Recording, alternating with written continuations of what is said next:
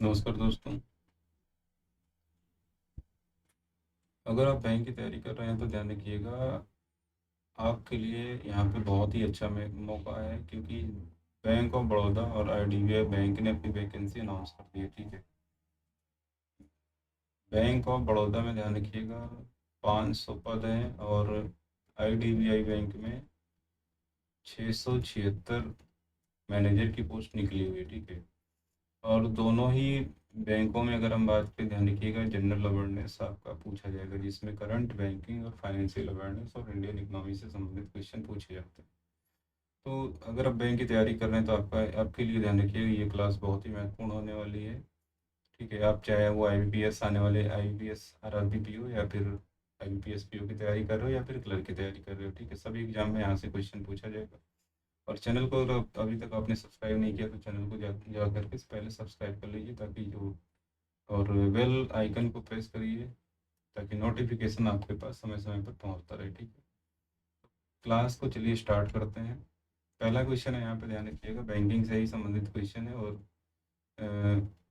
महत्वपूर्ण क्वेश्चन है जो आपके एग्जाम में पूछा जा सकता है। तो इंडसइंड बैंक के ध्यान रखिएगा एमडी एंड सीईओ। ठीक है, इंडसइंड बैंक के एमडी एंड सीईओ जिनका नाम है, ध्यान रखिएगा सुमित काठपालिया ने रिजाइन कर दिया है। ठीक है, इन्होंने अपने पद से रिजाइन कर दिया, और इसके कुछ दिन पहले ही ध्यान रखिएगा, आपने सुना होगा कि सीईओ अरुण खुराना भी, जो कि डिप्टी सीईओ थे, इन्होंने रिजाइन कर दिया था। ठीक है, उसके बाद इन्होंने सुमंत काठपालिया ने भी रिजाइन किया हुआ है यहाँ पे। तो इंडसइंड बैंक, जो कि ध्यान रखिएगा पब्लिक सेक्टर बैंक है एक, जो कि 1994 में स्थापित हुई थी, और जिसका हेडक्वार्टर आपका कहाँ पे है, पुणे में है। इसका हेडक्वार्टर आपका पुणे में है, और एक शेड्यूल बैंक है। ठीक है, शेड्यूल कॉमर्शियल बैंक है। शेड्यूल कॉमर्शियल बैंक, ठीक है, शेड्यूल कॉमर्शियल बैंक का मतलब जो बैंक आरबीआई एक्ट 1934 सेक्शन 2 में लिस्टेड होती है, उन्हीं को शेड्यूल कॉमर्शियल बैंक के रूप में जाना जाता है। ठीक है, और इन्हें आरबीआई रेगुलेट करती है अंडर बैंकिंग रेगुलेशन एक्ट 1949 के अंतर्गत। ठीक है, बी आर एक्ट 1949। ठीक है, बैंकिंग रेगुलेशन एक्ट 1949 के अंतर्गत इनको रेगुलेट किया जाता है। जो यहाँ पे दिक्कत देखी गई है, जिसकी वजह से इन्होंने रिजाइन किया है, वो है 2000 करोड़ का जो लॉस हुआ है ड्यू टू अकाउंटिंग लैप्सेस। ठीक है, डेरिवेटिव पोर्टफोलियो के अंतर्गत ये नुकसान हुआ है, जिसकी वजह से इन्होंने रिजाइन किया। और यहाँ पे एक फर्म का ऑडिट फर्म बनाई गई थी, ध्यान रखिएगा, बैंक के द्वारा। उसने ऑडिट में पाया कि ये मतलब इनकी जो गलतियाँ हैं, या जो भी यहाँ पे जांच में पाया गया, उसकी वजह से इन्होंने अपने रिजाइन किया हुआ है। तो जो ऑडिट फर्म है उसका भी नाम ध्यान रखिए, ग्रांट थ्रॉन्टन नाम है जिसने ऑडिट किया है, ऑडिट फर्म का नाम है। इन्वेस्टिगेट किया है, तो उसने ऑडिट में अपने ये पाया है। इसके बाद यहाँ पे इन्होंने एक एग्जीक्यूटिव कमेटी के बारे में आरबीआई से मांगा है, सजेशन या अप्रूवल मांगा है, ताकि जो सीईओ हैं उनके वर्क की जांच की जा सके। ठीक है, तो ये चर्चा का विषय रहा है अभी फिलहाल, यहाँ से ही क्वेश्चन आपके एग्जाम में बन सकता है। और डेरिवेटिव्स की अगर हम बात करें, जो ये डेरिवेटिव की बात हो रही है, तो डेरिवेटिव क्या होते हैं इसको भी यहाँ पे समझ लेते हैं। ठीक है, डेरिवेटिव्स ये एक फाइनेंशियल कॉन्ट्रैक्ट होता है दो पार्टियों के बीच में। सपोज मान लिया ए और बी के बीच में एक वित्तीय अनुबंध होता है फ्यूचर की डेट के लिए, फ्यूचर डेट के लिए। ठीक है, फ्यूचर डेट के लिए, और एक फ्यूचर की प्राइस के लिए, ताकि फ्यूचर में होने वाले लॉस से बचा जा सके। ठीक है, तो अगर हम बात करें, ध्यान रखिएगा, आपने सुना होगा फ्यूचर, फॉरवर्ड,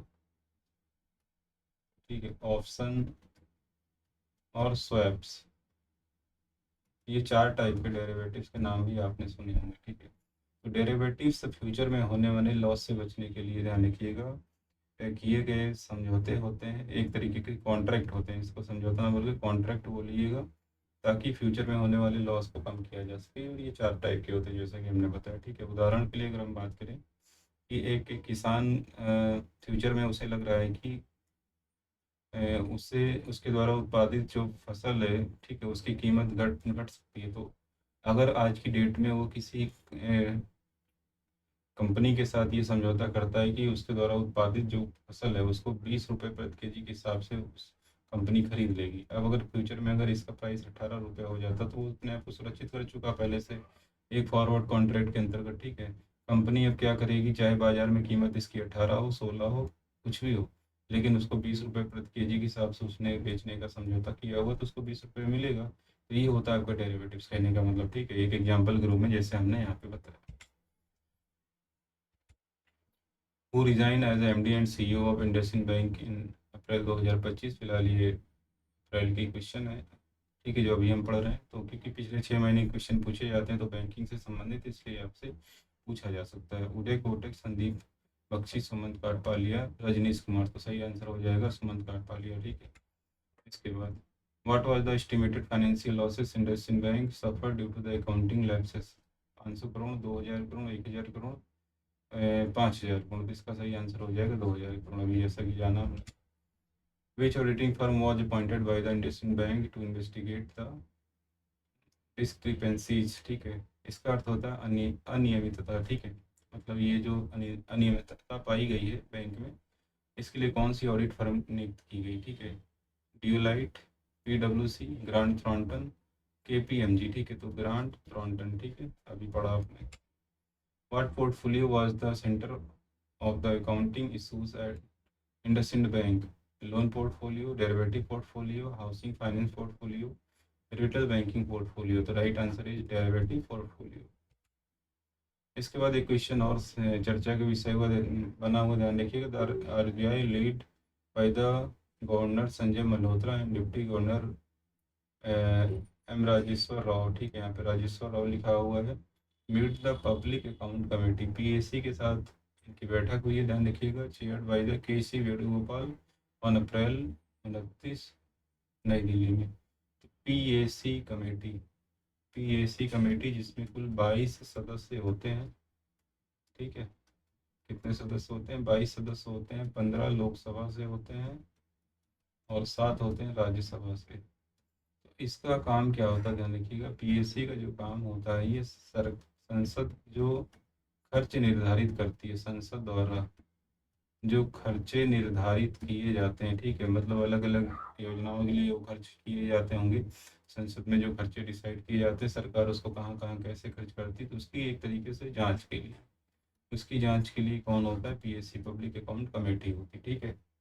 तो ये इंपॉर्टेंट क्वेश्चन बनता है यहाँ से। ऐसे भी क्वेश्चन अगर पूछा जाए तो इसको ध्यान रखिएगा। तो यहाँ पे क्या हुआ है, RBI official expressed optimism about the US tariff, ठीक है, and impact on India and suggesting long term benefit due to the reduce US China trade. The department of financial services, ये लाइन अंडरलाइन करेंगे, and MDs of SBI, Canara bank, PNB, Indian bank and IDBI bank will also present.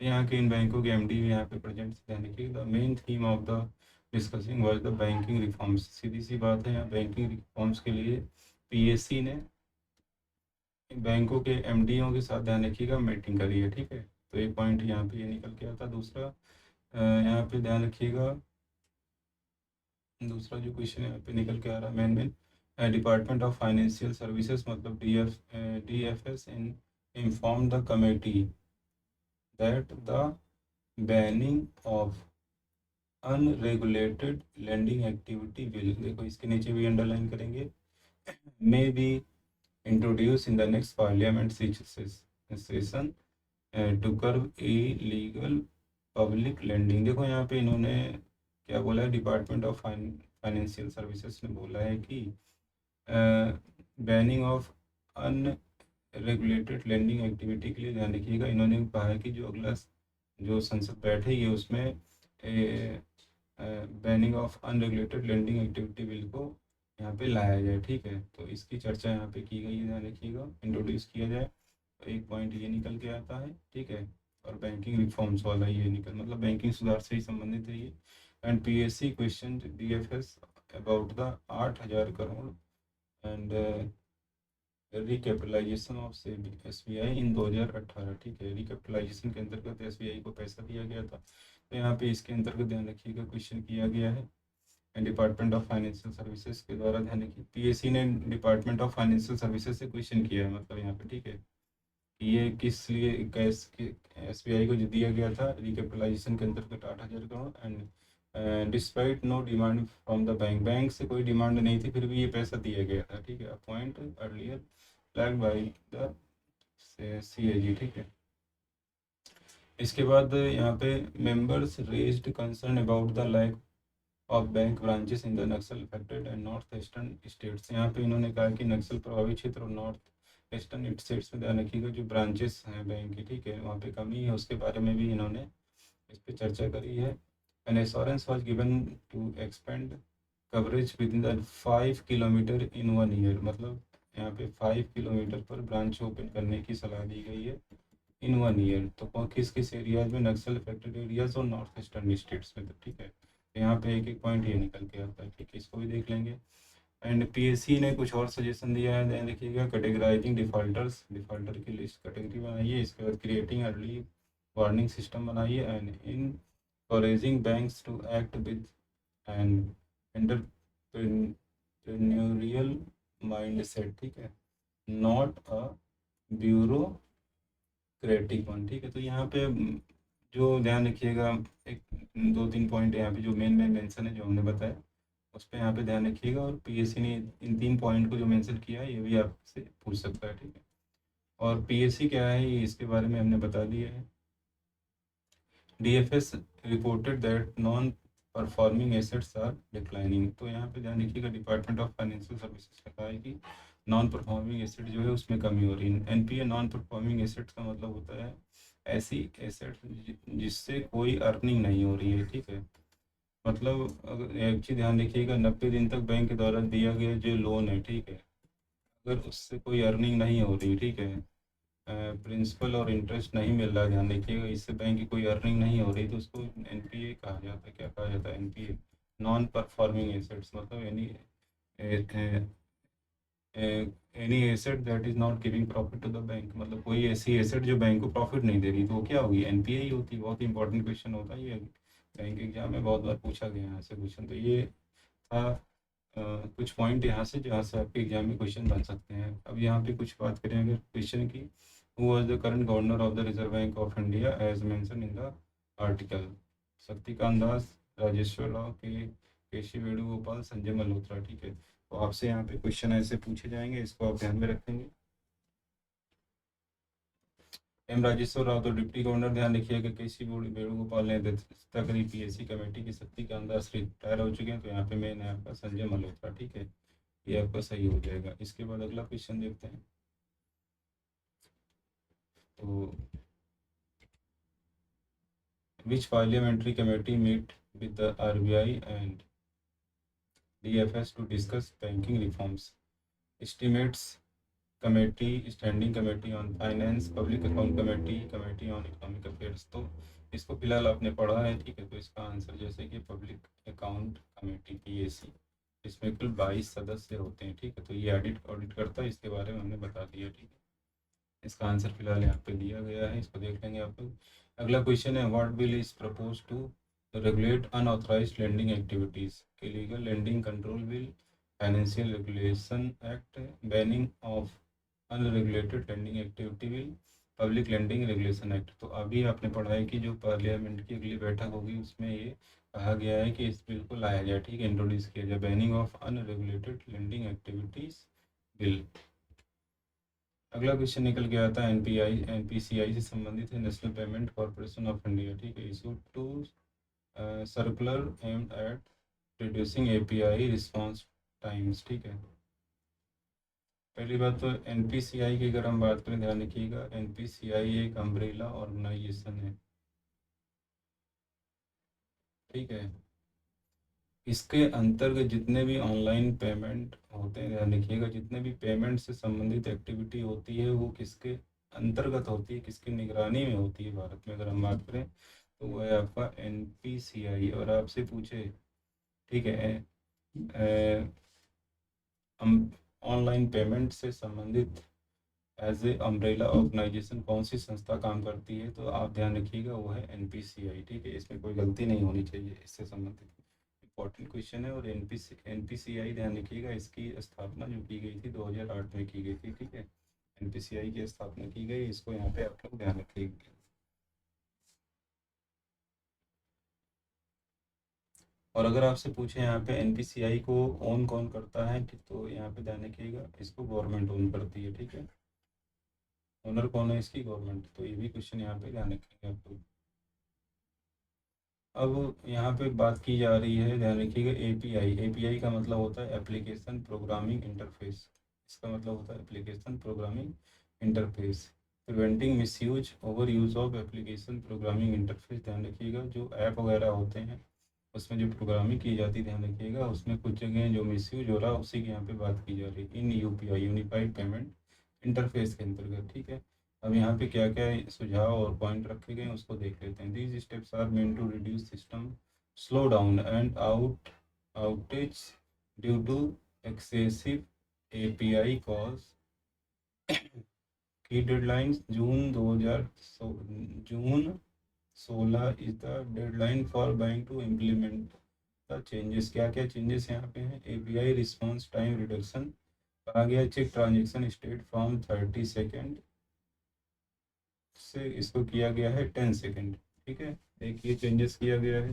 दूसरा changes किया गया है transaction reversal, debit and credit also reduced, यहाँ पे किया गया, एक ये पॉइंट चेंज किया गया। दूसरा रिक्वेस्ट एंड रिस्पॉन्स रे फ्रॉम 30 सेकेंड टू 15 सेकेंड किया गया। इसके बाद वैलिडेट एड्रेस 15 सेकेंड से 10 सेकेंड। तो ये कुछ टाइम में चेंजेस किए गए, ध्यान रखिएगा, मतलब ये किसके अंतर्गत? एप्लीकेशन प्रोग्रामिंग इंटरफेस के अंतर्गत, ठीक है।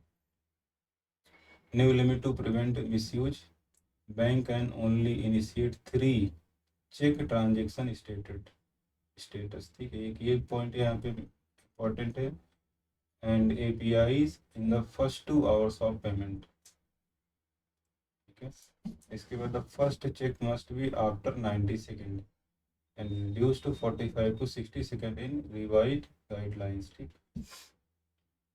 तो यहाँ पे कुछ लिमिट और जो पॉइंट है यहाँ पे ध्यान रखिएगा, सुझाव दिया गया है इसको यहाँ पे, और ये लागू होगा कब से? जून 16 से इसकी डेडलाइन दी गई है, ठीक है, बैंकों को ये चेंजेस इनको करना है, क्योंकि ये सारे चेंजेस उनके ऐप्स जो होते हैं, ध्यान रखिएगा, ठीक है, उस पर ये लोग ये सारे चेंजेस करेंगे, ठीक है। अब इससे संबंधित क्वेश्चन है उसको देख लेते हैं। What is the primary aim of NPCI to new circular? कौन कौन से ध्यान रखिएगा यहाँ पे सर्कुलर है? टू इंक्रीज ट्रांजेक्शन फीस, ऐसा तो है नहीं कुछ। To reduce outage and misuse of APIs in the UPI, to enable cryptocurrency payment and to suspend UPI service temporarily। ये ऑप्शन नंबर 20 सही है, अभी पढ़ा आपने। By when are bank required to enforce the new UPI API changes? मई 1, जुलाई 1, जून 16, अगस्त 15। तो जून 16 2025 से। What is the revised response time for the check transaction status APIs? Revised response time for check transaction status, अपना transaction status आप check कर पाओगे तो यहाँ पे ध्यान रखिएगा, अगर आपसे पूछा जाए 60 सेकेंड, 45 सेकेंड, 15 सेकेंड, 10 सेकेंड। तो इसका सही आंसर हो जाएगा आपका 10 सेकेंड, ठीक है, right answer. How many times can bank now initiate the check transaction status API in the first 2 hours? पहले 2 आवर्स, 2 घंटे में, ध्यान रखिएगा, पेमेंट के check transaction status. How many times can a bank now initiate? कितनी बार bank इसको initiate कर सकती है? Unlimited, 3 time, 10 time, 5 times. तो यहाँ पे ध्यान रखिएगा, इसका भी सही आंसर हो जाएगा 3 टाइम्स, ठीक है। वो सारे पॉइंट अब याद कर लेंगे जो पीछे हमने बताए हैं, ठीक है। ये 16 जून से लागू हो जाएगा, इसको भी ध्यान में रखना। Who issued the circular about API response time and misuse prevention? RBI, SEBI, NPCI, finance ministry. जब भी पेमेंट से रिलेटेड या रेगुलेशन की बात आएगी तो वहाँ पे आँख बंद करके आप NPCI पे टिक कर देना, ठीक है। पेमेंट वाला पॉइंट अगर कहीं पे दिया हो, उसको रेगुलेट कौन करता है, उससे संबंधित नियम कौन बनाता है, अम्ब्रेला ऑर्गेनाइजेशन के रूप में काम कौन करता, तो वहाँ पे आप NPCI को कल करेंगे सही, ठीक है।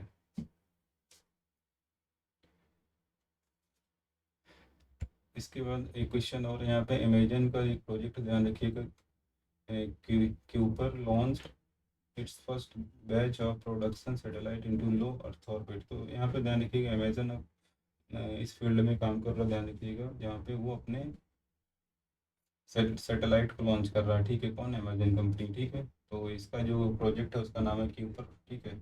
इसको ध्यान रखेंगे। The launch occurred on Monday at this time. और यहाँ पे ध्यान रखिएगा जो तीन लोग यहाँ पे जो भेजे गए हैं, ठीक है, इसको इसको भी यहाँ पे ध्यान रखना, ठीक है। Space force station Florida. और यहाँ पे मेन पॉइंट जो ध्यान रखिएगा, अच्छा यहाँ पे अ, इसको ध्यान रखना है कि ये किसके लिए लॉन्च किया गया है, किस फील्ड में ये वर्क करेगा। तो फिलहाल यहाँ पे जो मेन पॉइंट निकल के आता है, ध्यान रखिएगा। अच्छा, ये 27 सैटेलाइट को भेजा गया, एक तो ये पॉइंट निकल के आता है। क्यूपर मिशन को लॉन्च किसने किया है, अमेजन ने किया है। कितने सैटेलाइट को भेजा गया है, 27 सैटेलाइट को इसके अंतर्गत भेजा गया है, ठीक है। ठीक है।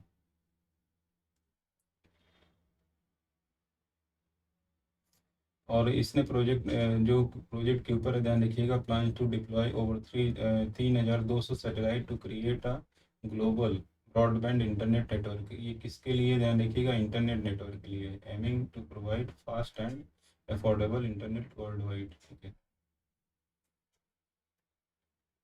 And this mark Amazon's biggest milestone so for the entering the space based internet market. ये पॉइंट यहाँ पे महत्वपूर्ण है, इसको देखेंगे। अब इसका क्वेश्चन क्या पूछा जा सकता है, what is the name of Amazon satellite internet project, Starlink project eco and project keeper Amazon space net. तो इसका सही आंसर हो जाएगा, आपने अभी पढ़ा, प्रोजेक्ट कीपर, ठीक है। इसके बाद how many satellites were launch in the first production batch, 13, 27, 54, 100, तो 27 पहले बैच में। What is the goal of project Kuiper, space tourism, weather monitoring, global internet connectivity, satellite photography. तो ग्लोबल इंटरनेट कनेक्टिविटी अभी पढ़ा। Which rocket was use to carry Amazon satellite into space, SpaceX Falcon 9, Blue Origin New Space, ULA एल्टास V, NASA Artemis, ठीक है।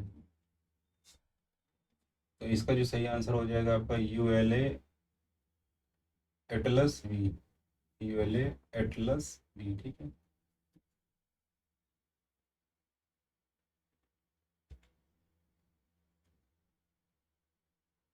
अगला question है एशियम space, ठीक है। एशियम स्पेस में ध्यान रखिएगा, US based space service provider है, जो कि इसने क्या किया है, 3 लोगों को, ठीक है, भी लॉन्च अ 4th मिशन अपना लॉन्च कर रहा है, AX4 मिशन लॉन्च कर रहा है to the international space station के लिए, ठीक है। और ये मई 29 from John F Kennedy Space Centre Florida से लॉन्च कर रहा है। इसमें 3 लोग जाएंगे, ठीक है। Group captain Shubhanshu Shukla from India. Important question है, is among the 4 member crew में से एक है ये, ठीक है। And this makes India's second government sponsored space flight 40 years after Rakesh Sharma historic 1984 flight on the Soviet Soyuz space craft. इसके पहले आपको पता होगा राकेश शर्मा गए थे, ठीक है। अगर हम बात करें तो यहाँ पे जो शुभांशु शुक्ला है, ध्यान रखिएगा,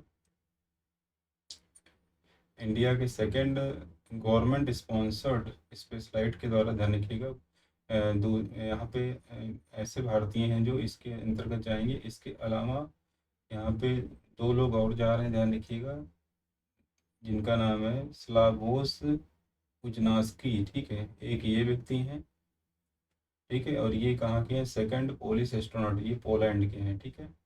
ये पोलैंड के हैं, और दूसरे और जा रहे हैं, ध्यान रखिएगा, टीबोर कापू, और ये ध्यान रखिएगा हंगरी के हैं, ठीक है, टीबोर कापू। तो ये लोग यहाँ पे जाएंगे, ध्यान रखिएगा। मिशन का नाम ध्यान रखेंगे, AX4 है, एशियम स्पेस कंपनी का नाम है, ध्यान रखिएगा, ठीक है। And this is the historic milestone for the all 3 countries involve, India, Poland and Hungary. और 3 कंट्री इसमें इन्वॉल्व है फिलहाल, इंडिया, पोलैंड और हंगरी, ठीक है। As they resume and crewed space flight after decades, ठीक है। तो यहाँ से क्वेश्चन आपका बन सकता है। इसके ऑब्जेक्टिव क्वेश्चन देख लेते हैं एक बार। Which Indian astronaut is part of Asian space upcoming AX4 mission Rakesh Sharma, Shubhanshu Shukla, Kalpana Chawla, Sunita Williams, तो शुभांशु शुक्ला। इसके बाद which space company is launching AX4 mission, SpaceX, ACM space, NASA, ISRO, तो इसका हो जाएगा ACM space. Which of the following countries are represented on the AX mission? India, Russia, China, no. India, Poland, Hungary, USA, India, Japan, Germany, India, Israel, तो India, Poland and Hungary सही answer ये है। तो देखो यहाँ पे लगभग हमने कितने 18 क्वेश्चन, लगभग यहाँ पे 18 क्वेश्चन डिस्कस किए हैं। सभी क्वेश्चन ध्यान रखिएगा महत्वपूर्ण है यहाँ पे, ठीक है। सभी क्वेश्चन महत्वपूर्ण है और आपके एग्जाम में पूछे जा सकते हैं। और अगर आपने चैनल को सब्सक्राइब नहीं किया तो जाकर के चैनल को सब्सक्राइब कर लें और टेलीग्राम चैनल से हमारे जुड़ें, ठीक है। ओके एग्ज़ाम ऑफिशियल चैनल का नाम है। यहाँ पे आपको जो भी PDF है ध्यान रखिएगा आपको मिल जाएगी, या फिर आप यहाँ पे किसी भी जानकारी के लिए इस नंबर पर संपर्क कर सकते हैं, मैसेज कर सकते हैं व्हाट्सएप पर, ठीक है। तो आज की क्लास में इतना ही, बहुत बहुत धन्यवाद।